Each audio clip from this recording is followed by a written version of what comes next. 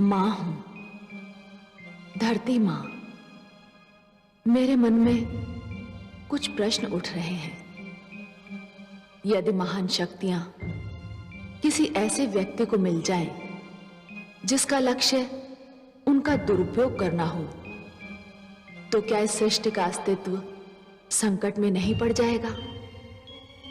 यदि कोई जन कल्याण के नाम पर कोई वरदान प्राप्त करे, परंतु उसका उपयोग किसी एक वर्ग के लाभ के लिए करे, तो क्या यह कार्य अनुचित नहीं होगा? क्या जीवन के लिए केवल यह बात महत्वपूर्ण है कि किसी कार्य का फल उत्तम हो? यह महत्वपूर्ण नहीं कि उसके लिए जो मार्ग चुना गया है वो भी उचित है या नहीं। गुरु शुक्राचार्य ने संजीवनी मंत्र मांगा था जन कल्याण के लिए, पर वो इसका उपयोग कर रहे हैं अपने लाभ के लिए, अपने स्वार्थ के लिए। उनका निर्णय कैसी नाटकीय घटनाओं को जन्म देगा, इसकी प्रतीक्षा में मैं भी संस्था में दृष्टि जमाए खड़ी हूं। देवराज! चित्ररथ, मलय केतु, बोलते क्यों नहीं? देवराज, दानवराज कालकेतु ने देवलोक पर आक्रमण करने की घोषणा कर दी है। उसकी सेनाएं आंधी की गति से बढ़ी चली आ रही हैं। देवलोक में युद्ध की घोषणा कर दो। सेनाओं को तुरंत बाहर निकलने और दानव सेना का सामना करने का आदेश दो। जाओ। जो आज्ञा देवराज।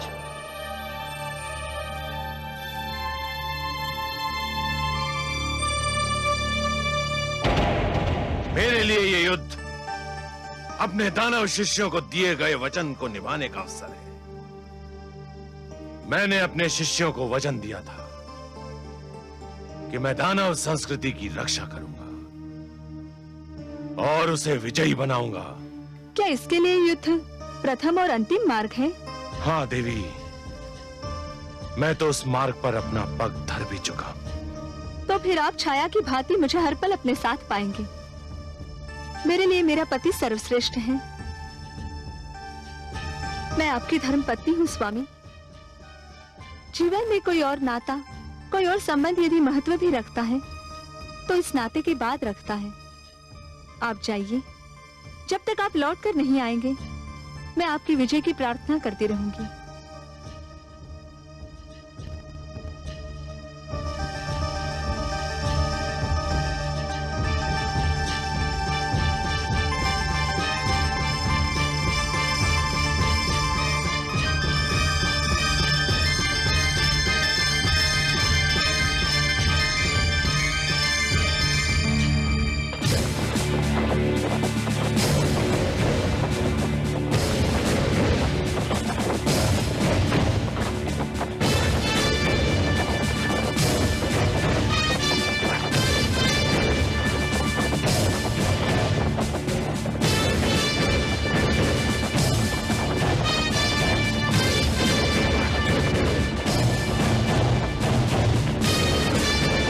सारथी, रथ रोको।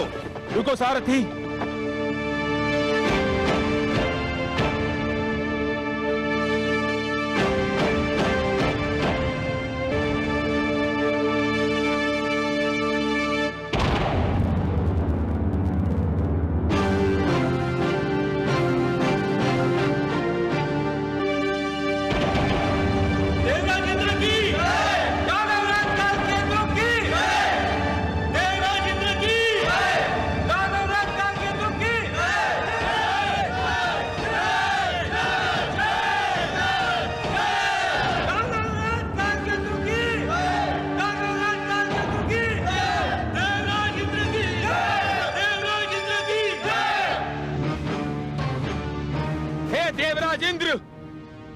तुम्हें बहुत घमंड है अपनी शक्ति पर। आज का दिन तुम्हारे घमंड का अंतिम दिन होगा। आज हम अपनी पराजय और अपने अपमान का प्रतिशोध लेने आए हैं। चलो युद्ध आरंभ करो। आक्रमण तुमने किया है दानवराज कालकेतु, तुमने, हमने नहीं। हम तो अपनी सुरक्षा के लिए लड़ेंगे। युद्ध तुम आरंभ करो, तुम। कायर, ये क्यों नहीं कहते कि तुम में युद्ध और आक्रमण करने का साहस नहीं रह गया है? हम तुम्हें युद्ध में पहल करने का निमंत्रण दे रहे हैं और तुम पीछे हट रहे हो। चलो आक्रमण करो। हम कायर नहीं हैं और ये सत्य तुम भली भांति जानते हो। हम पहले भी तुम्हें कई बार पराजित कर चुके हैं और आज भी यही होगा। हमें तुम्हारा निमंत्रण स्वीकार है। सावधान कालकेतु।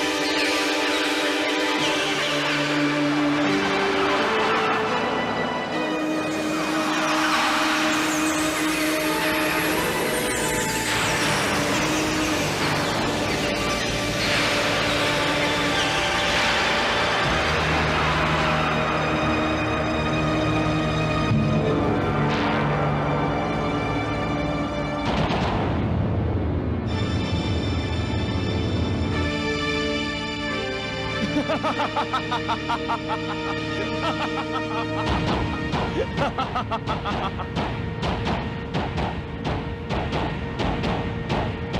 तक तुमने प्रहार किया है, अब हमारी बारी है। सावधान!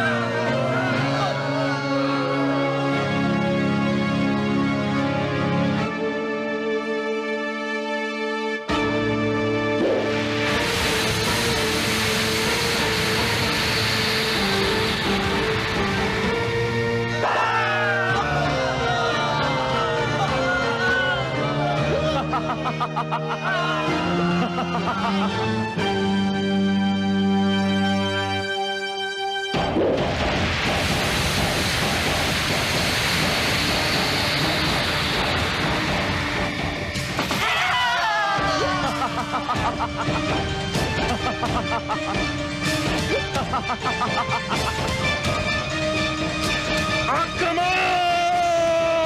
आक्रमण करो!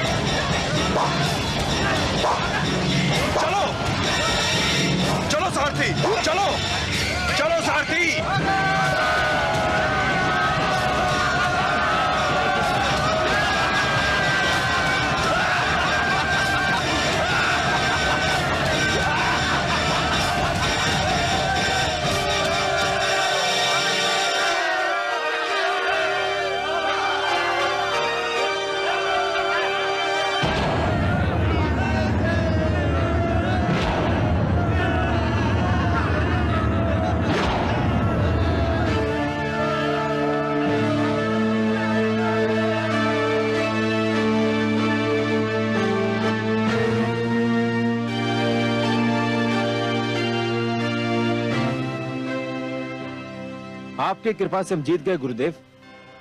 तुमने पहली बार हमें गुरु दक्षिणा दी है कालकेतु। ये भेंट स्वीकार कीजिए गुरुदेव, ये इंद्र का वज्र है।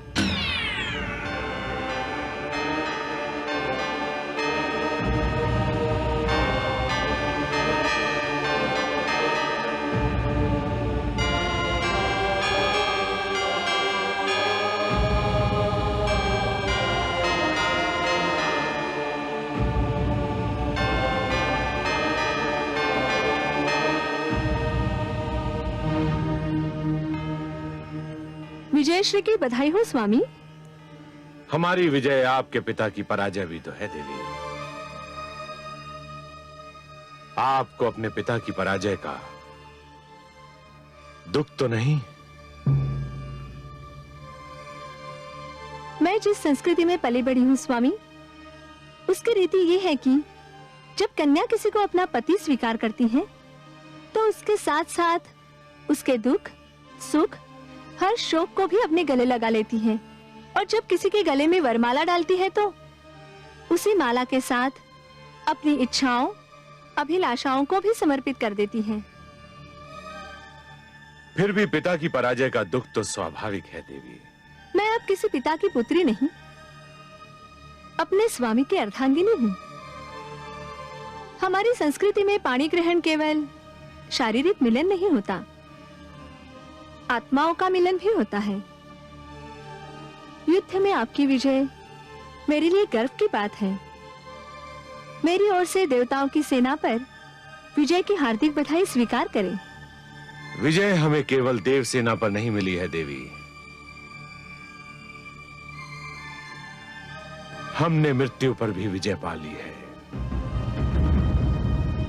अब दानव लोक के लिए मृत्यु का अंत हो चुका है। हे सर्वेश्वर, क्या वास्तव में मृत्यु का सदा के लिए अंत हो जाएगा? नहीं महादेवी, जीवन और मृत्यु तो एक दूसरे के लिए अनिवार्य है। यदि मृत्यु का अंत हो गया तो जीवन के सौंदर्य का भी अंत हो जाएगा। जीवन इसी कारण तो सुंदर और मूल्यवान लगता है देवी कि एक दिन उसका अंत होना है।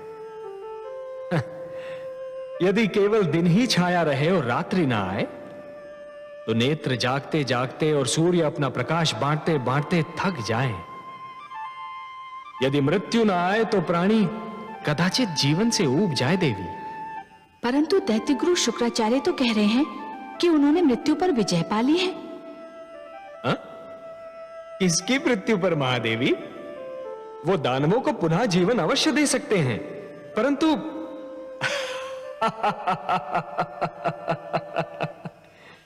महादेवी आप तो बस देखती जाइए कि जिस अभिमान ने देवेंद्र के सिर में अपना डेरा जमा रखा था, अब वही अभिमान दैत्य गुरु शुक्राचार्य के सिर में अपना घर बना रहा है। परंतु हे कमल नयन, अभी तो देवेंद्र बहुत उदास, बहुत दुखी और बहुत टूटे हुए दिख रहे हैं। हाँ महादेवी, हाँ, भूल का मूल्य तो चुकाना ही पड़ता है।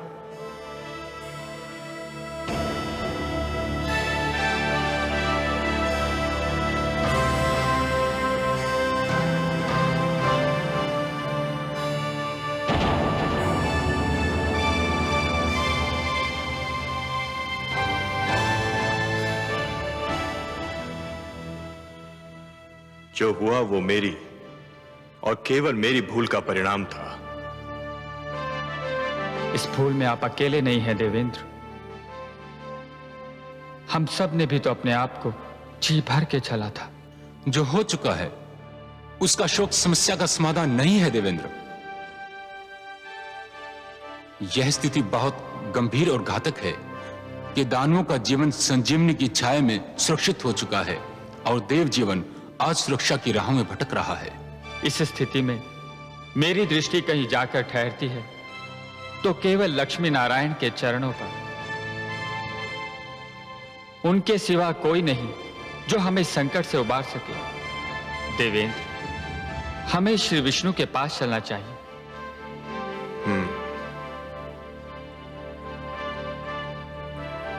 अब उनके अतिरिक्त और कौन आश्रय दे सकता है? उनके अतिरिक्त कौन रक्षा कर सकता है? कह दीजिए समस्त देवताओं से, क्या हमें मिलकर भगवान श्री विष्णु के पास जाना है?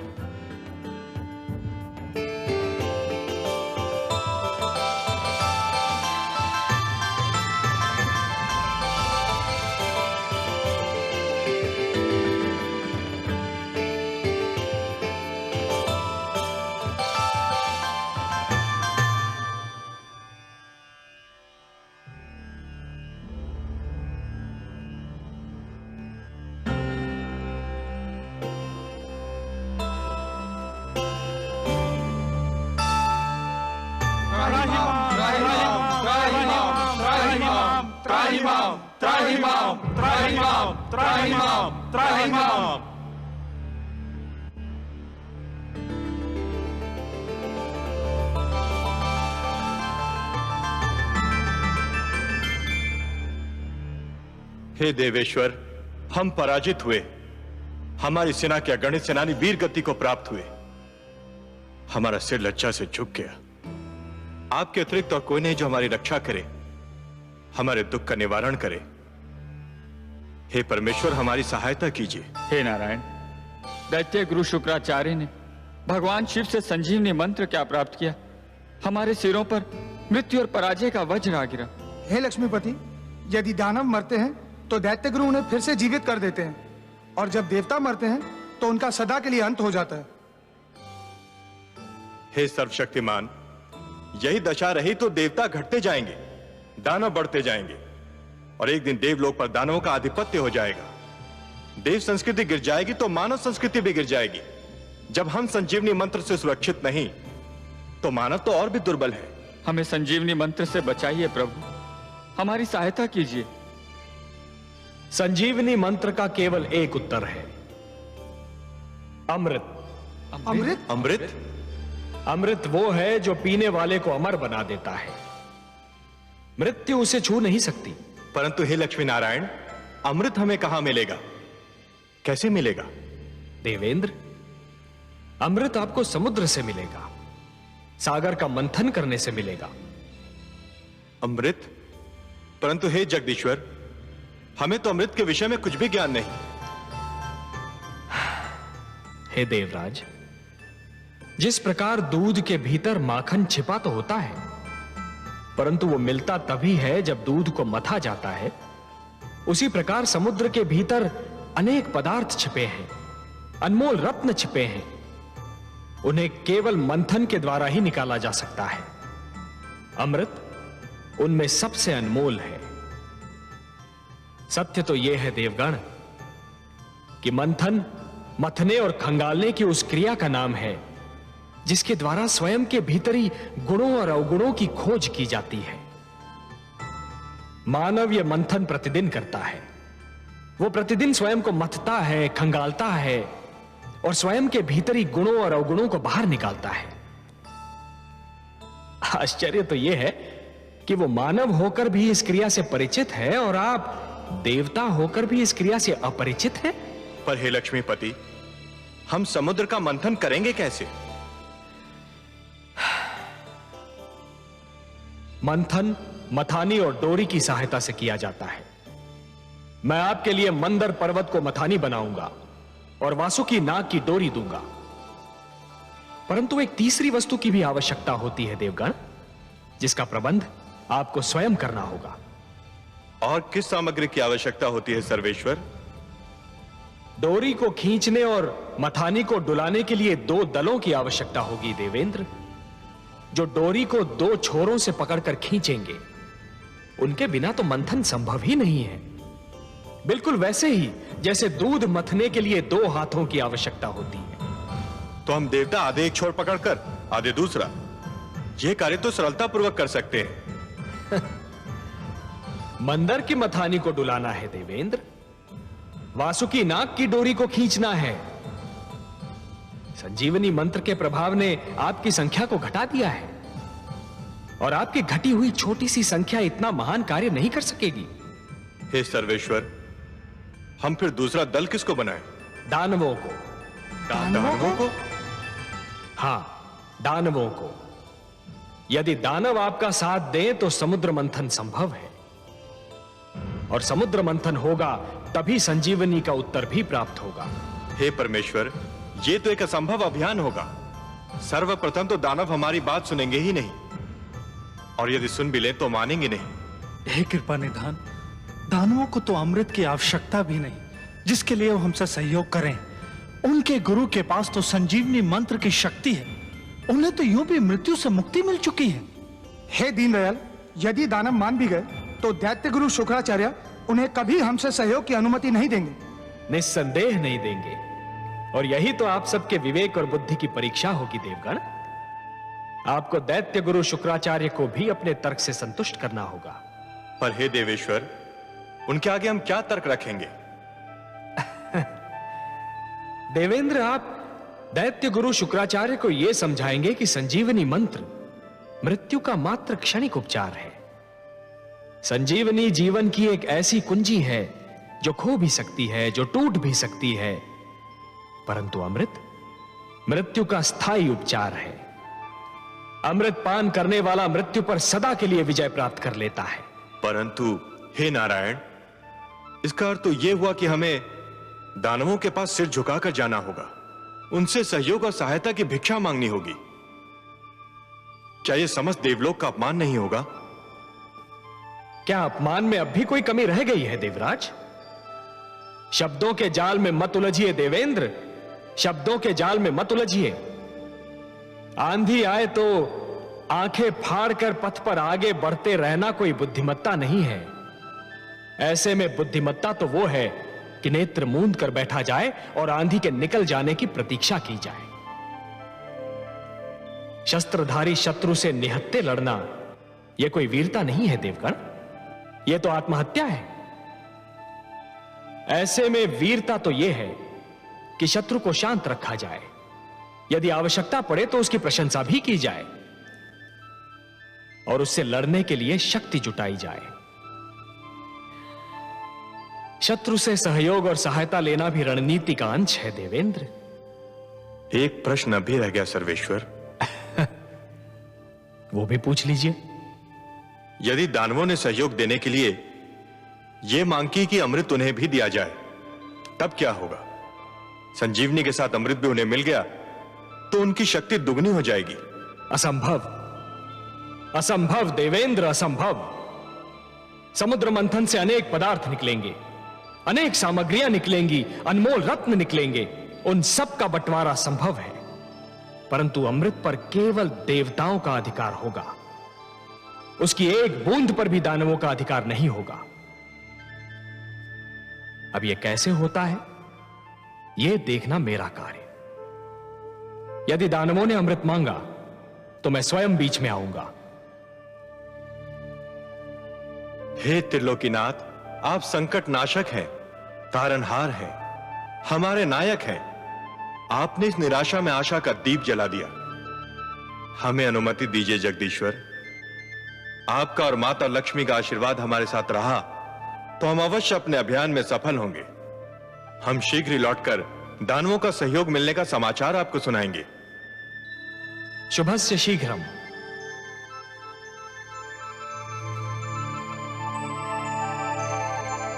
हे कमल नयन, आपने अभी कहा कि दानवों से सहयोग लिया जाए, किंतु उन्हें अमृत की एक बूंद भी न दी जाए। हाँ महादेवी, मैंने यही कहा। परंतु हे सर्वेश्वर, क्या ये छल नहीं कहलाएगा? कार्य की परिभाषा उसका उद्देश्य निर्धारित करता है महादेवी। यदि उद्देश्य उत्तम हो तो उसे छल का नाम नहीं दिया जाता, उसे नीति का नाम दिया जाता है। देवताओं को भी नीति से कार्य लेना होगा। छल तो गुरु शुक्राचार्य कर रहे हैं महादेवी। उन्होंने भगवान शिव से कहा कि संजीवनी मंत्र उन्हें मानव कल्याण के लिए चाहिए, पर क्या वो मानव कल्याण कर रहे हैं? वो तो संजीवनी मंत्र का उपयोग केवल दानव कल्याण के लिए कर रहे हैं, और यह छल है देवी, यही छल है। और इसके उत्तर में कोई भी कार्य, भले ही उस पर छल का संदेह ही क्यों न हो, उचित ही नहीं उत्तम भी है। आप तो उत्तरों के उत्तर हैं, तर्कों के तर्क हैं और उद्देश्यों के उद्देश्य हैं कमल नयन। आपकी हर बात में रहस्य होता है।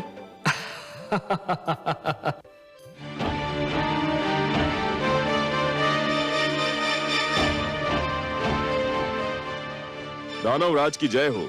देवलोक से देवराज इंद्र अपने सहयोगी देवताओं के साथ पधारे हैं और दानवराज की सेवा में उपस्थित होने की अनुमति चाहते हैं। पराजय विजय से मिलने आई है महाराज, बधाई हो। सावधान कालकेतु, उनके आने में अवश्य ही कोई रहस्य है। देवराज और उनके साथी देवताओं को सम्मान सहित सभागार में लाया जाए। जो आज्ञा दानवराज।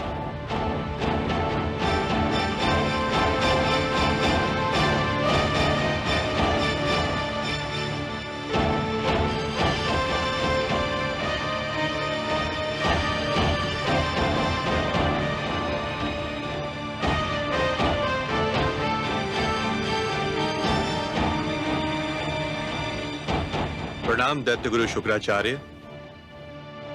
प्रणाम दानवराज कालकेतु। दानव सभागार में देवराज इंद्र का स्वागत है। कदाचित यह पहला अवसर है जब देवराज और अन्य देवताओं ने अपने चरणों की धूल से दानव सभागार को पावन किया है। आप सत्य कह रहे हैं महाराज, नहीं तो हम इस योग्य कहां थे, कितने महान व्यक्तियों के दर्शन पाते। ये ना भूलिए महाराज कालकेतु कि हम में वैर के अतिरिक्त भी एक नाता है। उस नाते को भी स्पष्ट कर दीजिए देवराज। हम और आप अलग अलग माताओं के किंतु एक ही पिता की संतानें हैं। हम एक दूसरे के भ्राता भी हैं दानवराज। मेरे दानव शिष्यों को सदैव इसका स्मरण रहा है देवराज, परंतु लगता है देवताओं की स्मरण शक्ति कुछ दुर्बल है। उन्हें इस नाते का स्मरण बस कभी कभी रहता है, आवश्यकता अनुसार। ऐसा क्यों कह रहे हैं दैत्य गुरु? ऐसा इसलिए कह रहा हूं देवराज, यदि देवताओं को यह नाता स्मरण रहता तो आपके प्रिय भगवान विष्णु को हयग्रीव का वध करते समय थोड़ा संकोच अवश्य होता, परंतु उन्होंने मेरे शिष्य हयग्रीव को बड़ी निर्ममता से मार डाला। बीती बातों का स्मरण सर्प निकल जाने के उपरांत लकीर पीटने के समान होता है दैत्य गुरु। हम बीती बातें भुला देने के उद्देश्य से ही आप सबकी सेवा में उपस्थित हुए हैं। परंतु हम तो नहीं बोल सकते कि हयग्रीव अब जीवित नहीं है। हयग्रीव जीवित रहता यदि उस समय आपके पास संजीवनी मंत्र होता, या हम सबके पास वो होता जिसे प्राप्त करने का प्रस्ताव लेकर हम यहां आए हैं। क्या प्राप्त करने का प्रस्ताव लेकर आए हैं देवराज? मैं अमृत प्राप्त करने का प्रस्ताव लेकर आया हूं दानवराज। अमृत? हाँ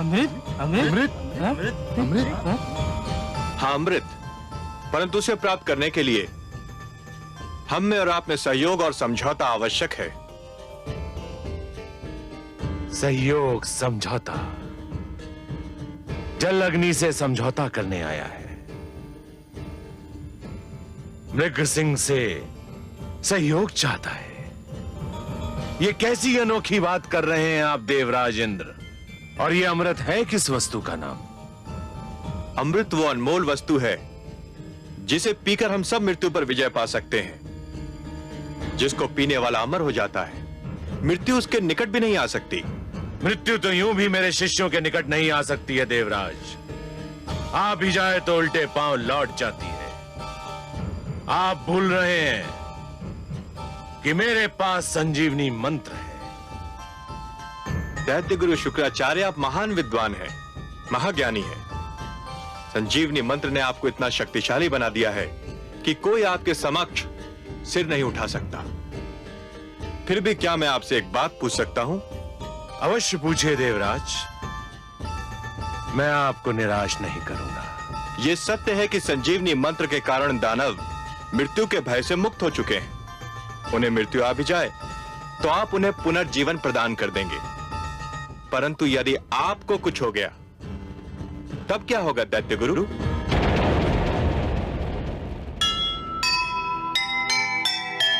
जीवन सागर का सदा मंथन है अनिवार्य, सफल वही संसार में करे कठिन जो कार्य। अमृत पाने के लिए तज कर झूठा मान, जो विपक्ष को साथ ले वो नीतिज्ञ महान।